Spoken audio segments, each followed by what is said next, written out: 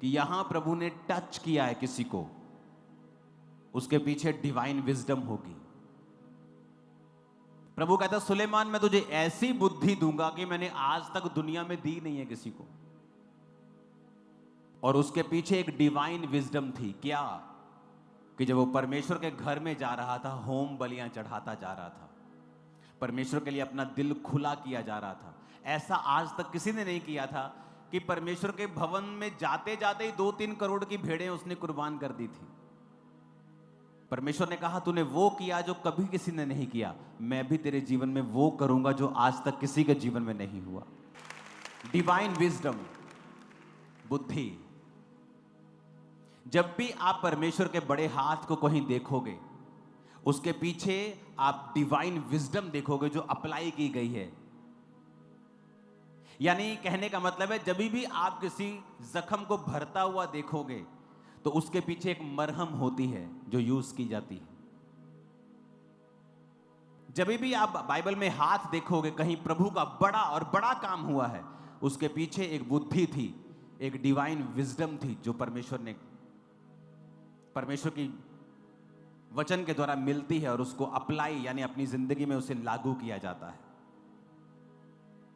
बुद्धि किसे कहते हैं?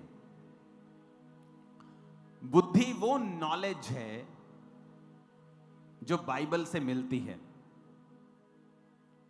परमेश्वर के दासों से मिलती है, पवित्र आत्मा से मिलती है। मैं डिवाइन बुद्धि की बात कर रहा हूं। संसारिक अच्छी बुद्धि आपको सेमिनार्स में मिल जाती है, वो आपके लिए बेनिफिट होती है, लेकिन ये ऊपर वाली है, उससे ऊपर, कई लेवल ऊपर, डिवाइन विजडम। कि उस औरत ने कहा था मैं उसके पल्लू को छू लूंगी तो चंगी हो जाऊंगी। सांसारिक बुद्धि ये कहती थी रेस्ट कर, जब यीशु मसीह यहां से निकलेंगे तो तुझे छू लेंगे। लेकिन डिवाइन विजडम कहती थी नहीं, मुझे वहां पहुंचना है जहां यीशु मसीह खुद हैं। सांसारिक बुद्धि कहती तेरा विरोध हो रहा है, चुप कर जा, मत जा चर्च में कुछ दिन। लेकिन ईश्वरीय बुद्धि ये कहती है कि जा, परवाह मत कर, क्योंकि यीशु ने कहा मेरे नाम के कारण तुझे सताया जाएगा, अगर तुझे सताया नहीं गया तो मेरा आत्मा तुम में कभी वास नहीं करेगा। संसारिक बुद्धि ये कहती है ओ तू सरकारी जॉब के ऊपर है, बपतिस्मा मत ले, तेरी जॉब जा सकती है। ईश्वरीय बुद्धि कहती है कि परमेश्वर ने कहा है जो कुछ मैं प्रभु के लिए त्याग दूंगा मैं 100 गुना पाऊंगा, मैं जा रहा हूं बपतिस्मा लेने के लिए। सांसारिक बुद्धि कहती है बपतिस्मा लेगा तो तेरी लड़की की शादी कहां होगी। अरे मूर्ख, जो परमेश्वर तुझे अनंत जीवन दे सकता है, जो मुर्दों को जिला सकता है, पागलों को चंगा कर रहा है, कोमा में गए लोगों को चंगा कर रहा है, क्या वो तेरा रिश्ता नहीं कर सकता? अब ये गारंटी है कि जहां तू करेगा वहां तू दुख उठाएगा, क्योंकि तूने प्रभु को पीछे रखा है। जहां से मैं बचा हूं वहां एक व्यक्ति आता था, एक लेडी आती थी, उसके 2 बच्चे थे। उसने कहा कि मैं अपनी लड़की को सेवा में नहीं डालूंगी, लड़के को सेवा में डालूंगी। उसकी लड़की की जब शादी हुई उसको कई दिक्कतें आईं, डाइवोर्स से लेके बड़ी चीजें उसके साथ हुई। रीजन ये नहीं है, रीजन है कि प्रभु को जब आप पीछे करेंगे तो ये सबूत है आपने ईश्वरीय बुद्धि को त्याग दिया है और अपनी सांसारिक समझ को आगे रखा है, तो ठोकर खाना लाजमी है। सांसारिक बुद्धि ये कहती है कि तुझे चोरी करनी पड़ेगी, तेरा घर नहीं चलेगा। ईश्वरीय बुद्धि कहती है मैं एक टाइम का खा लूंगा लेकिन चोरी नहीं करूंगा। और जहां पर ईश्वरीय बुद्धि लगाई जाएगी कुछ ही दिनों के बाद आपको उसका रिजल्ट 100% मिलेगा, ये बाइबल कहती है। हन्ना जाके मांगती है और उसको मिलता है, और वहां वो सांसारिक बुद्धि नहीं लगाती। जब एली उसको पहचानने में गलती कर देता है, बोलता है ये ओछी औरत है, कैरेक्टरलेस लगती है, सुबह सुबह शराब पी के परमेश्वर के भवन में आ गई, होंठ हिल रहे हैं, बोल नहीं पा रही, बुड़बुड़ बुड़बुड़ कर रही है, ये तो शराबी औरत है। लेकिन उसने भी आगे डिवाइन विजडम यूज की, उसको जज नहीं किया और उसको कहा हे प्रभु मैंने जो कुछ भी कहा है चिढ़ाए जाने, शोकित होने के कारण कहा है। और उसकी ईश्वरीय बुद्धि को उसने देखा और कहा, इज़राइल का परमेश्वर तुझे मनचाहा वर दे। फिर वो जब परमेश्वर के भवन में हर साल जाया करती थी, जैसे पहले जाती थी, उसका बेटा वहां पे था और तब उसके और कोई संतान नहीं हुई थी। एक ही बार प्रेग्नेंट हुई, एक ही बच्चा हुआ, परमेश्वर ने उसकी मन्नत को पूरा किया, बेटा दिया और वो उसे परमेश्वर के भवन में दे आई।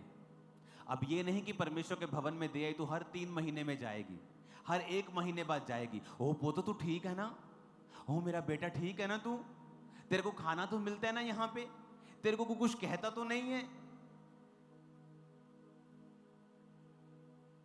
उसने ईश्वरीय बुद्धि लगाई, मन्नत मांगी तो उसे परमेश्वर ने दिया। अब उसने एक और ईश्वरीय बुद्धि का प्रयोग किया कि उसको पता था कि वो परमेश्वर के भवन में है, अगर मैं ज्यादा उसका पीछा करूंगी तो वो सेवा नहीं कर पाएगा। जिन हस्बैंड वाइफ के माता पिता बहुत ज्यादा अटैच होते हैं, माँ उसकी वाइफ की माँ वाइफ के साथ बहुत अटैच है, हस्बैंड की माँ उसके साथ बहुत ज्यादा अटैच है, आप देखोगे हस्बैंड वाइफ में बहुत प्रॉब्लम्स होती हैं उस घर में। जब आप हस्बैंड वाइफ बन जाते हैं, आप फर्स्ट नंबर पे आते हैं, बाकी सारे सेकंड पे हो जाते हैं। और अगर आप ये पैटर्न जो खुदा ने बनाया, मेरा थोड़ी बनाया है, मुझे गुस्से से मत देखो, हालेलुया, ये परमेश्वर ने बनाया है। अगर आप इसे फॉलो नहीं करेंगे, आप डिवाइन विजडम को रिजेक्ट कर रहे हैं, तो कलेश, मिसअंडरस्टैंडिंग्स, अनसेटिस्फाइड लाइफ, एक कंटेंट नहीं होना, एक सेटिस्फेक्शन ना होना, तो आपकी लाइफ का हिस्सा होगा, क्योंकि आपने परमेश्वर को सेकंड नंबर पे रखा है और अपनी बुद्धि को प्रथम नंबर पे रखा है। इसलिए परमेश्वर ने कहा था वो माता पिता से अलग रहे। अलग क्यों कहा? अलग का मतलब ये नहीं घर छोड़ देंगे, अलग का मतलब है अब वो प्रायोरिटी उनका प्रथम है, क्योंकि वो 2 नहीं, अब वो 1 हो चुके हैं। इसलिए वचन कहता है जब तुम अपनी वाइफ के साथ एक मन नहीं होंगे तो तुम्हारी प्रार्थनाएं रुक जाएंगी। इसलिए परमेश्वर के वचन में लिखा है कि जब तू क्रोध करे तो सांझ तक तेरा क्रोध बना ना रहे, और क्रोध करे तो तू पाप ना करे। कितने मेरी बातों को समझ रहे हैं? यह है डिवाइन विजडम। जिन जोड़ों ने ये डिवाइन विजडम यूज की है, उनकी मैरिड लाइफ दूसरों से कहीं अधिक बेटर है। अमेरिका की one of the biggest fast food की चेन जिस व्यक्ति ने बनाई वो क्रिश्चियन था। 40% सेल संडे होती थी। उसका मैनेजर आया, बड़े लाखों करोड़ों रुपए तनख्वाह वाला। आप जानते हैं कंपनी के जो सीईओ रखते हैं, बड़े बड़े मैनेजर रखते हैं, उनकी तनख्वाह करोड़ों में होती। मतलब 600 करोड़ साल की तनख्वाह है जी, 400 करोड़ साल की तनख्वाह है। वो आया और कहता कि हमें संडे खोलना पड़ेगा, क्योंकि संडे हम अपनी 40% सेल को कॉम्प्रोमाइज नहीं कर सकते।